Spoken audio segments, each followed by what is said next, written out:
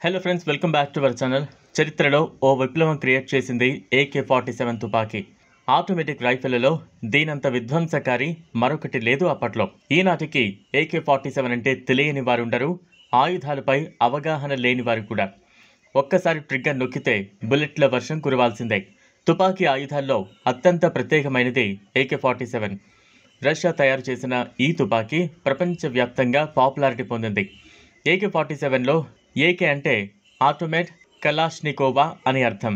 పూర్తి వివరాలు తెలుసుకుందాం, వీడియోని ఎండ్ వరకు చూడండి. 47 అంటే 1947 ఏడాది అని చెప్తారు. సోవియట్ యూనియన్కు చెందిన మిఖాయిల్ కలాష్నికోవ్ ఈ గన్ కనిపెట్టారు. దాంతో ఆయన పేరు మీదనే AK-47 అని పేరొచ్చింది. అప్పట్లో సోవియట్ సైన్యం కోసం ఈ తుపాకీలను అతి రహస్యంగా తయారు చేశారంట. 1919 నవంబర్ 10వ తేదీన జన్మించిన కలాష్నికోవ్ రెండో ప్రపంచ యుద్ధ సమయంలో సోవియట్ యుద్ధ ట్యాంక్ మెకానిక్గా పనిచేశారు. ప్రపంచవ్యాప్తంగా ఈ రష్యా తయారీ తుపాకీ కనిపిస్తుంది. సైనికులు, ఉగ్రవాదులు, అసాంఘిక శక్తుల చేతుల్లోనూ AK-47 తుపాకులు ఉంటున్నాయి. ఇంతకీ ఈ AK-47 తుపాకీ గురించి ఇప్పుడెందుకంటే అంతకు మించిన తుపాకీని తయారు చేస్తోంది భారత్.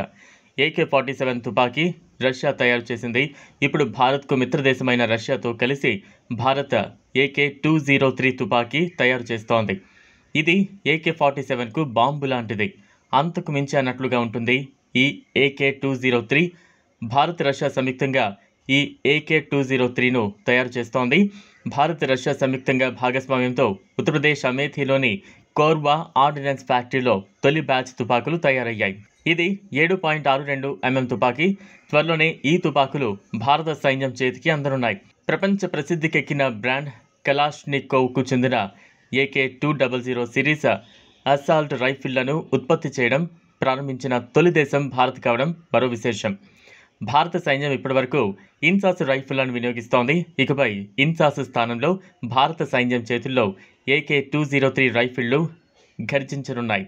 ఈ తుపాకుల రేంజ్ గరిష్టంగా 800 మీటర్లు, నిమిషానికి 700 రౌండ్లు కాల్చే కెపాసిటీ కలిగి ఉంటుంది. వార్సా ఒప్పందం ద్వారా ఈ గన్స్ పలు దేశాలకు విస్తరించాయి. వియత్నాం, ఆఫ్ఘనిస్తాన్, కొలంబియా, మొజాంబిక్ విప్లవాల్లో AK-47 తుపాకులను వినియోగించారు. అందుకే ఆ దేశ జెండాల్లో AK-47 గన్ ఒక గుర్తుగా మిగిలిపోయింది. AK-47 తుపాకుల ఉత్పత్తి దాదాపు దశాబ్దం పాటు కొనసాగింది. 1959లో AK-M పేరిట కొత్త వెర్షన్ వచ్చింది. AK-47 తుపాకుల బరువును తగ్గించి చౌక ధరకు ఈ కొత్త వెర్షన్ తయారు చేశారు.